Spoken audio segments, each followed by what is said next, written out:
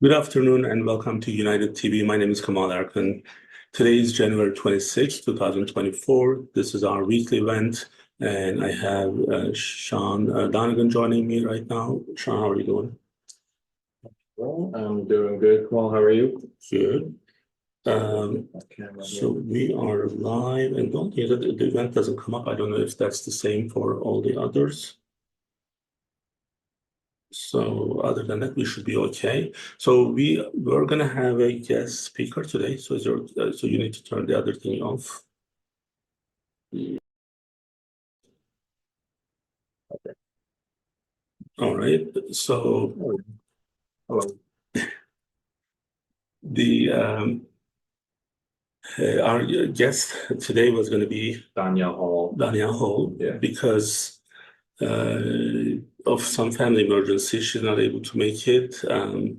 With 10 kids. And being able to work full time, I can't imagine if there's any other day that she doesn't have family emergency. But hopefully everything is okay with her family, and then we'll be rescheduling her sometime in the next couple of weeks. But because of these types of issues, we always have enough things to cover. So this is where we catch up and make sure that we are able to bring everyone up to date with what's happening. So we have some new things that we started on social media with Twitter. So go ahead. Sure. So yeah, as you mentioned, we have our opportunity today to catch up. We have our series of Twitter polls. These are primarily focused on election-based questions. There are a few generic ones, maybe just based on like the economy or other potential surveys that kind of give the audience this feeling to kind of guide our discussion. But like I said, for the most part, these are election focused questions that we're putting out there.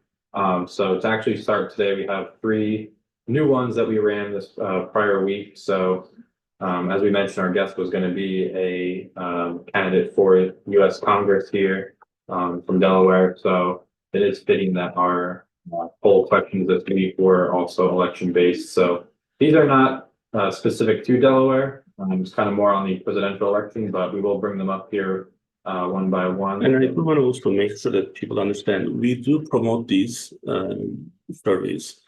The thing is, without promoting it, we won't be able to get that many responses. But we only promote them in the United States, so they don't show in any other places as promotion. Right. So they're in the in our country here.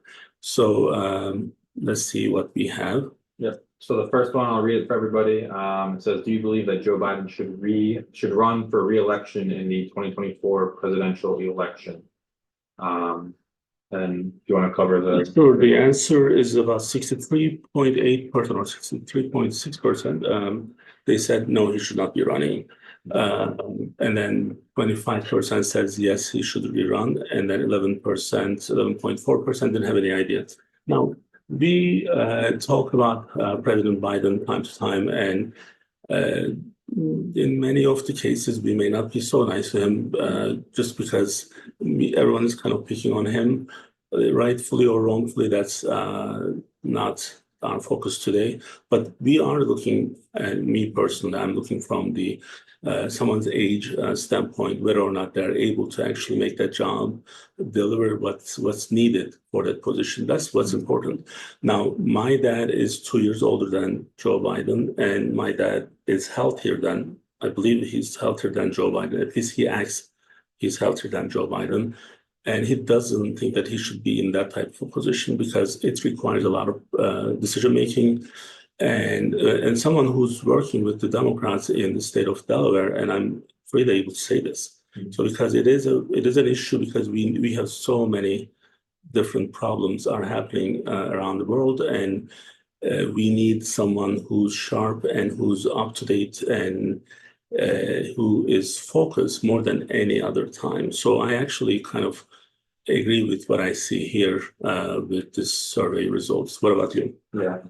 Again, I don't think it's a surprising turnout on the votes. As you mentioned, someone with this position to be the president of the United States of America, like you said, you want them to be sharp, alert, on their toes, up to speed with everything that's happening, but not only able to follow along, but make those critical decisions, critical thinking obviously there are support teams and advisors with a whole bunch of different areas, you know, who are experts in their field who would be advising him, but to think of the whole country that there probably could be a better candidate suited for that. Not saying that just anyone can become president, you know, but there should be the absolute best option is who the people theoretically should vote for, who they think represents them. So that's kind of whenever you vote, you say who's representing me and what I want and my ideals, and you take that into account. So not surprised with the results that we have here, but we'll go into the next couple we have.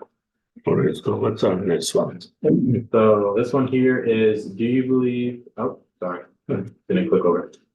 In your opinion, to what extent do you believe that political figures, including but not limited to Donald Trump, may have an impact on the state of democracy in the context of the 2024 election? So we craft these questions sometime together. Sometime I do them on my own. Most likely we are trying to do these together. Now,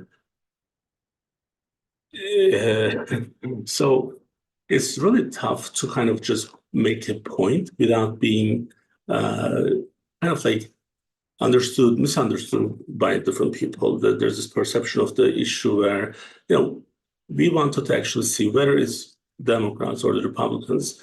It can be Donald Trump or it can be Joe Biden or anyone who's leading these parties.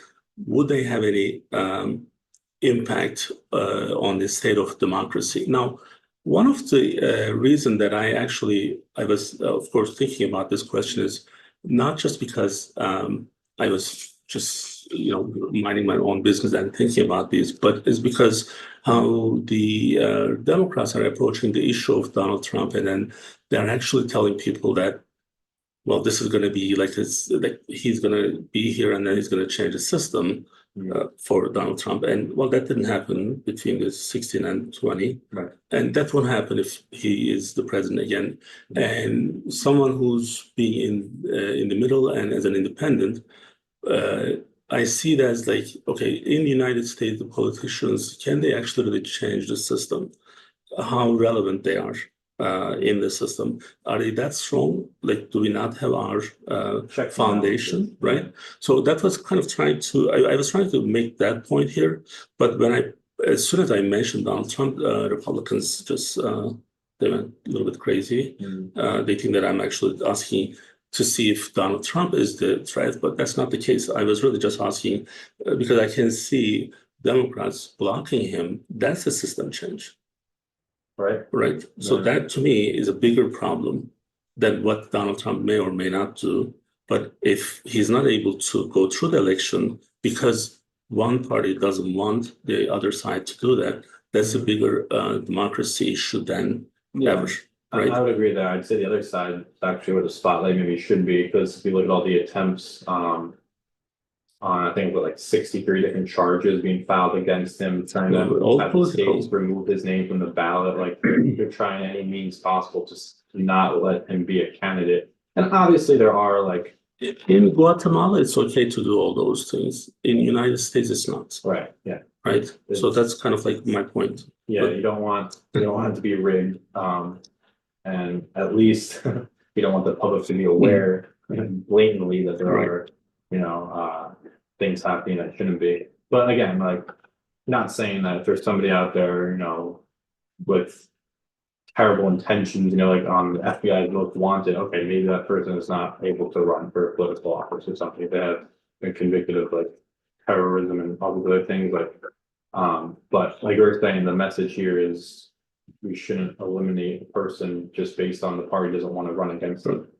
So I mean, you know, the issue, especially in our country here, is this. So when, you know, anytime when you look at the election period, those 4 years, whoever's in charge, they're never going to be 60%. The winning party, leading party will never be 60%. This is going to be going between 52 and 48% mostly. Okay. One time it's going to be Republican, the other time it's going to be Democrat. 2 terms it's going to be Democrats, 2 terms it's going to be Republican, but it's always going to change. Because when you are in power, you lose you actually you lose certain things that you don't have the same popularity anymore because every decision you make or everything happens outside of your control is going to be your fault because you are in charge. Therefore, you are going to actually lose your acceptance. So this is going to change. That means every time you politically attack the other side, you are actually taking 50% of the country on the other side of the equation, and that's not healthy for these types of situations. So unless there is like a clear criminal issues, that's like if Donald Trump kills someone, fine, put him in jail. But just because he has some fines, he was the president of this country. So how are we going to erase what he already knows about this country in 4 years, right? And I mean, not to cut you off, as you mentioned in previous sessions too, if you're going after the most recent former president, then look at the things that happened, like you're saying with Clinton as a former president, just because he's a Democrat, they're not pursuing like all the things he did illegally and saying, hey, you need to be not involved, like his wife is running for presidency. Yep. So, and then also just touching on what you said with being criticized. So with the current president too, I know a lot of people are saying, oh, don't say this about him, say that. But if you are running for a position of any public office, let alone the president of the entire country, like you should expect people to be judging what you're doing very critically because the pressure is on you because look all the as long as they're respectful and as long as they are not forcing, right? So they should be free to criticize. Yes. Yeah. And I think that's, freedom of speech is one of the big things here in America. So, yeah. So our third one, I can read it. This is number 10. So our most recent one is if Donald Trump were to run for president in 2024, who do you think would be an ideal running mate for him? So when we posted this one, I don't think the first primary resulted yet, right? It was on January 18th. I don't think. Yep, January 18th. So it was about that time probably, but we put Nikki Haley 14%. Vivek is at 51%, although he did say that he was going to join us at some point before he was so popular. Yes, but maybe now he's not running for president. Maybe he'll come back. So he's 51%. And we put Tucker Carlson at 28%. That's maybe not surprising for some, but for me it is. And Elise Stefanik is 7%. I put that one that time because she was one of the only other names other than these three people who are in the news. And I'm not really surprised with this. I think, and you may remember when Vivek came out first, I said he would be a great vice president for at least one term. So then he can actually get to know what's happening, and then maybe he may be a president in the future, and I still believe that. I think he has a lot of energy, a lot of, although his religion maybe not be helping him in this country. I don't know, in the big cities, it's not a huge problem, but being a Hindu and running for US president, it's a challenging situation, right? So that can become a problem for him in the future. But I think the vice president's position, I think he would be a great vice president. But we'll wait and see.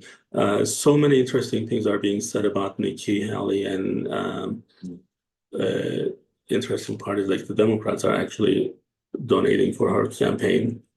Well, if that's happening, it is happening. It's not critical thinking there too. Right. So is that who you actually want to win, or is it they're trying to not have success? It's an interesting one. The other thing that, if you remember, we talk about the Cole family. They used to actually support Trump, but now they are actually KOC coach or right the coach. Yeah, I know what you're talking about. Yeah, so they are one of the biggest supporters of. Used to be one of the biggest supporters of Trump, and now they are actually supporting Nikki Haley. But that may actually change. But she's still going for the third primary. That's going to be in her home state. She may actually win that just because it's her home state. If she does, then things can be still a little bit different for Donald Trump. But if she doesn't, then game's over. Yeah. So, and we don't want to give a spoiler because it's public already, we did post another question, and once Mr. Elon Musk approves the promotion, because now we are waiting for several days to be getting the approval, we are actually asking whether or not, if Biden is not running, who would be the most likely candidate for his place. And I think next week we will be able to share those with our viewers. So, yeah. Just wrapping up on what you're saying there, I do think like you said, Vivek, bringing the youthfulness, and then also you said the background of maybe being minority or having that element as a token. We did discuss this on previous sessions too, where a lot of people might just vote for a person simply because they satisfy that checkbox. I know we were thinking back to like Fetterman, where they were saying they were voting for him just because he happens to be the Democrat candidate. I think it was when he was running against Dr. Oz in PA, where some people literally may not even know what the candidate is supporting, what they're trying, what their agenda is, what they're trying to get accomplished. They're just saying just because they're this, doesn't matter what they're going to do, or vice versa. It's I would never vote for this person. I don't care who is running against them as long as it's not this.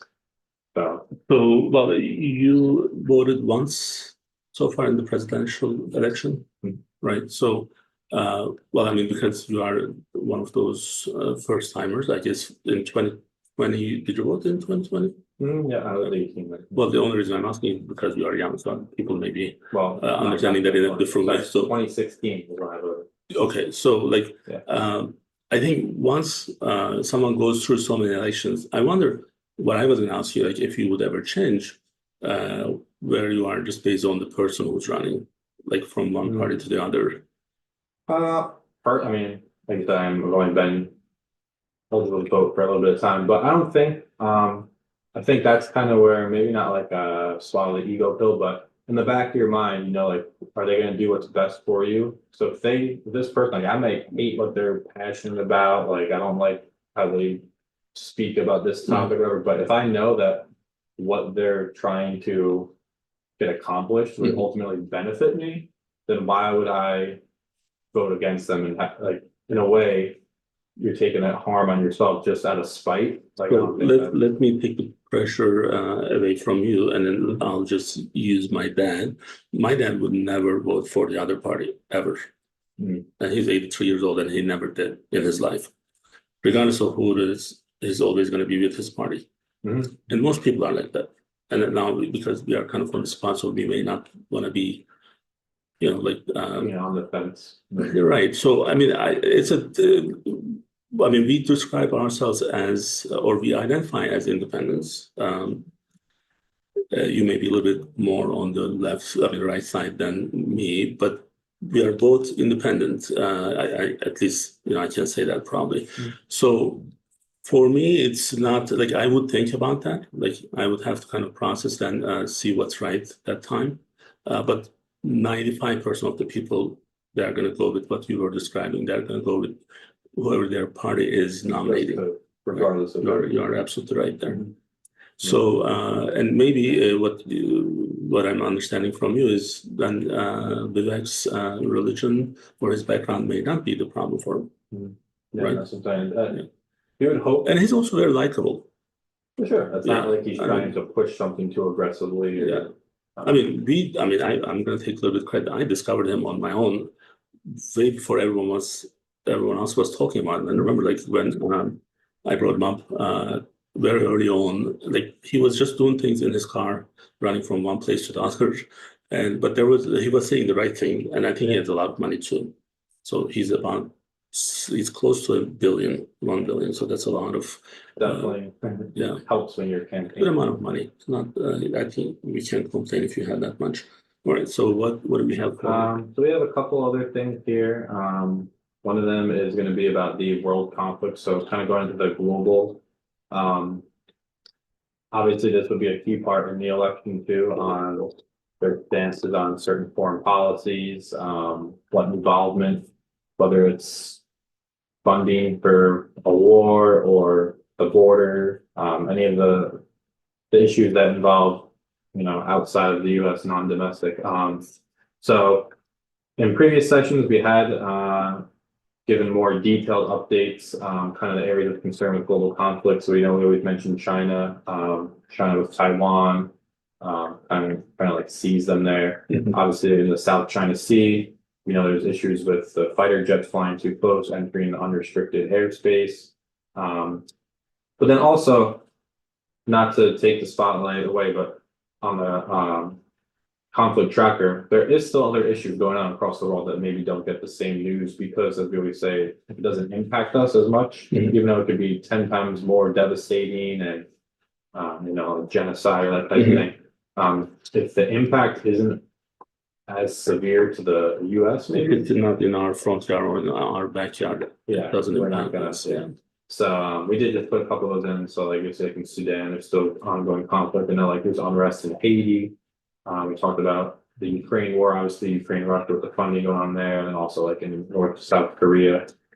So, Sean, one of the things that I want to kind of remind you what we were doing when we were actually looking for different things that was happening around the world, like 18 months ago, I was pointing out certain things for us to see, like, okay, so there is a conflict in this part of the world, there's this happening, and then because like we were kind of questioning every once in a while whether or not we should be covering some of these things, and everything that we discuss, it actually kind of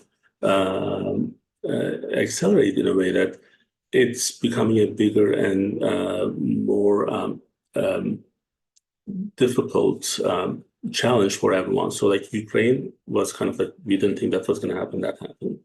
So now with the Palestine and what's happening with Israel, we didn't think it was going to happen, it's happening.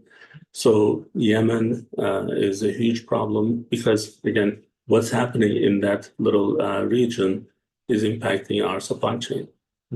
So many people wouldn't be able to show us where Yemen is on the map, right? But then a lot of things that we are using is coming from, at least they are transporting from that region. So, and that's I guess that's why we kind of need to know more about these things and better understand what's happening. But like just the latest news from the International Court of Justice under United Nations is that's kind of like that's going to escalate to a different point. So the court, the ICJ, the Independent Court of Justice, orders Israel to prevent acts of genocide in Gaza. So it's not saying that you are doing it, but it's saying that if you don't do X, Y, Z, you are going to be at that direction. I think it's already past that. So 26,000 people died in the last 2.5 months. But this is an important news because this is now going to impact all the other countries around that region. And also it's going to impact us because we are supporting Israel in this. And if United Nations is making this decision permanent, if it becomes the actual decision for the court, then what's next is not going to be pretty for anyone. And I think that needs to kind of like, you don't need to kind of take an action on this before more people are dying. I just don't get it. How many more people do we need to kill to stop this madness? Like I saw the video the other day, a group of men, they were trying to go from one place to the other in the safe zone, and they have a white flag in their hand. They were shot. And this is, I don't know if, I mean, I saw it on Twitter and I saw it in three different places, reliable places. And if that's happening, and then before that, if you remember, Israeli army, they killed their own military members. They were actually coming back and they had white flag in their hand. And then they thought they were, Hamas, and they killed them. So that means there's really no good measures there. So it's not a war at this point when it's on civilians. And the other thing that I don't understand is one other thing that maybe we'll discuss at some other point. When, like, for example, when Egypt is being blamed for not opening their borders, the problem is if they do that, then that's what Israel wants anyway. So they want to vacate that area Yeah. So that's just going to help. So why would they need to leave their own places? That's their own home. Why do they need to? Right. Although we can bring them all to Texas, and then Texas would have more people since we don't do much border control on the other side. So then, Wouldn't it be tough to get in? right? So it won't be too tough to get in. Yeah. But really, like they don't need to. I think if United Nations means something, then this is the time to use that meme and stop this madness. And I think United States, all the senators, all the congressmen, congresswomen, everyone should really take an action on this because it's going to be too late after so many people lose their lives. Yeah, I think just the one thing to point out there too is the interesting fact of the title that says that it stopped just short of ordering the ceasefire. So I know that Israel's, I guess, claim was that we have a right to defend ourselves. Mhm. Like, sure, any country could, but if you're going to say you defend yourself against actual militants or the civilians, that's that gray area is, and Exactly. how strictly can the international court enforce it? Are you going to have people there like with a checkbox saying, were you a militant or a civilian? Let me see which one, like it's actually going to be kind of tricky to say. Yes. Who And this is not a new issue. Like that's the other thing that a lot of people they think that this just started. This just didn't start. Yeah, This has been happening for the last 20 years. Mhm. So that's why we can really judge one side with what action they had in October. So this you have to really go back to the origin of the problem and then see why they're at the level that they are at now. Mhm. And then just with that too, you mentioned, the Texas border. Maybe some people are concerned with how much does the US spend time, not worrying, but about external issues going on if things here aren't, it doesn't have to be perfect in a pristine state, but also like maybe not to say to get distracted by outside, like I know a lot of people complain about the funding towards Ukraine and they're showing you comparisons like you could have built, this many bridges and rebuilt this many schools and everything, like if you spent that money here. So interesting when it comes to the election with the foreign policy on what the candidates have to say regarding the focus being on international versus things happening here. Well, I think the problem is that so we are not out in Ukraine to protect our borders. We are there to protect. I'm just saying, like in quotation. So we are there to protect our own interest, and that's not the border issue, right? So our interest is we have trade, we have missile weapons. Yeah, there's benefits. We benefit from it. So it's different than the border issue. So the border issue may be less problematic because in the United States we really can find people to work in many positions. Like many farmers, they are not able to find resources. So then when we have some of that migrants coming in, that's actually helping. Although no one wants to say this on the surface, but reality is everyone is benefiting from it. But I think what may be happening outside of our region. So why we are in, like look what's happening in Yemen. If we didn't do what we are doing, or we didn't have enough control in that region, then that's what's going to impact everything else even more. So there are times and there are places that we have to be, and we have to do certain things, and we have to be in certain places. But how we use the power and at what cost, those are kind of where we need to be more selective, more careful. And so far, we have made some mistakes, some major mistakes, and then we are hoping that it will stop at some point. And that's why this election is important, because when 64% of the people say no, president shouldn't be running for the re-election. Not sure if they are saying that for the same reason that we are saying, because we are concerned about his age, but many people, they don't approve what he's doing. Sure. Right. So that means people are already talking and thinking about certain things, certain changes that they want, and they are showing their disapproval for these types of issues. And that's why people need to really pay attention and listen very carefully what's happening around our country and in our country.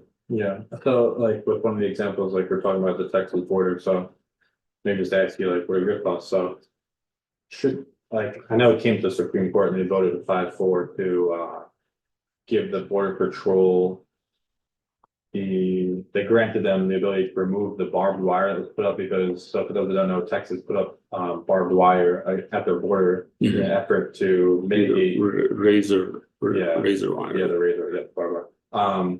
In an effort to mitigate the illegal crossings into the country. So President Joe Biden, then with the Supreme Court having that ruling, ordered them to remove it because the quote was that it was preventing the Border Patrol agents from getting to the people who've already crossed in. So it's preventing them from doing their job. So interesting reason on. And this is where the Homeland Security is demanding access to that area, right? Yeah. So now we are back in the US and now the actual border issue. So we knew that things were kind of out of control. Everyone can agree on that, right?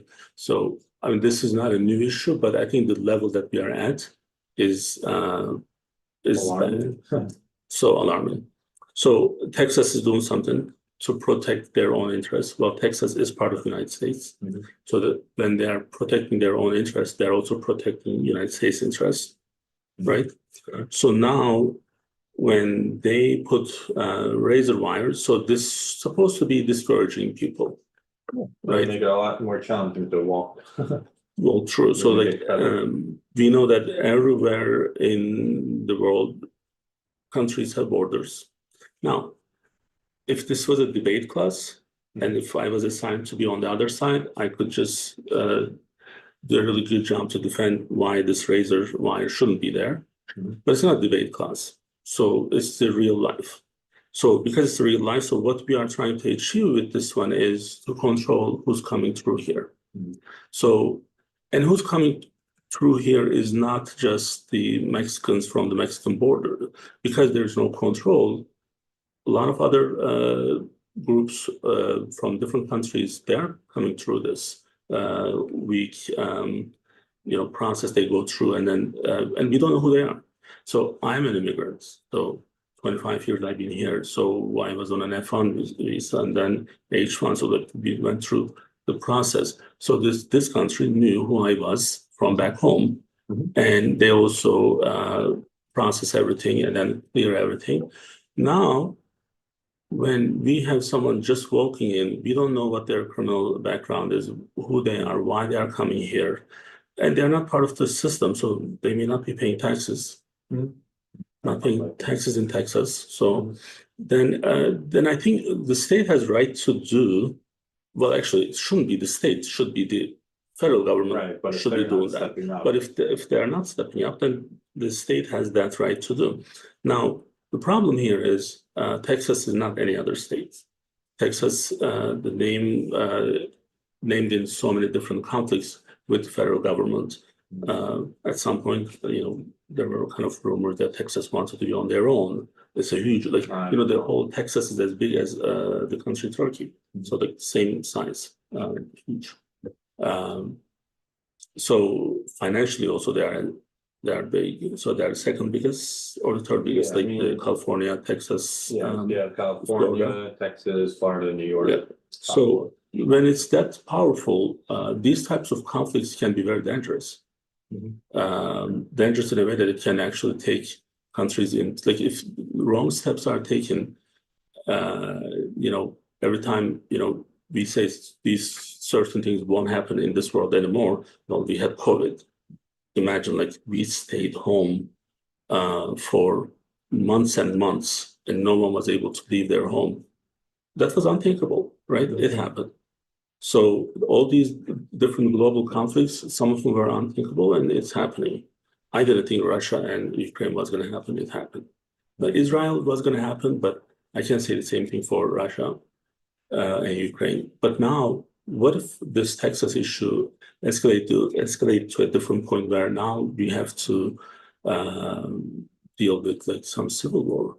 These things can happen. This is how it starts anyway. So. But the idea here is, like, regardless of the parties, regardless of what their political background is, what's right for this country is it should be the main focus. And that is, in many cases, that's the discrepancy that we see. So what's good for here is not,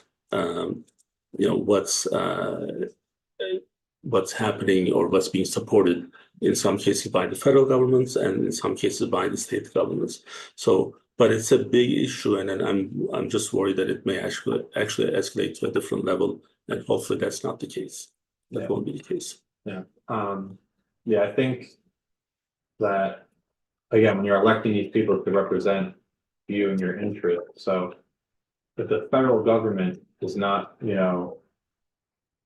holding up to what you're wanting from them, and then your state government says, no, like, we live here, we need this to be a certain way, like, we need to stop this influx, like, it's gotten to the point where it's impacting, our economy, or the people living here, their safety, maybe whatever the element may be. It's interesting for them, the federal government, to now get involved and say, hey, I see you trying to help yourself, you're fighting, defending yourself and everything. I'm going to put a stop to that. Like, we don't want you to help yourself. Like, I think that's maybe wrong. But when it's like a national issue, when it's the interest of the nation, there shouldn't be any conflict, right? So like, we can have disagreement on other issues, but when it's the national interest, because I mean, we didn't talk about like one of the big problems of the border not being controlled is, well, one of our biggest problem in this country is the drug use. Oh, yeah. Right. So the fentanyl, like the other drugs, and now when you don't have a good control, that's why it's important to know who's coming. So if the drug is a huge problem in this country, and if you cannot control who's coming in and what they are bringing, then you are asking for trouble. Yeah. So and like again, I think we're hitting that threshold where, if you remember, a lot of the Democratic cities were saying they were like going to be the sanctuaries where, if you remember when they were crossing into Texas just bust them all to, I think it was like in New York, they're being dropped off, Chicago, and there's nowhere to put these people because, again, you're not limiting, again, not only just who is coming in, but at what influx. Like, if they're going to have thousands of people, like the resources, even if you are saying, oh, these are refugees, we can only take in so much. Like, if you have 100 spots. This way, that's a really important point, right? So we have an immigration process already. So this country is like one of the foundation of this country is based on immigration, and we have one of the strongest immigration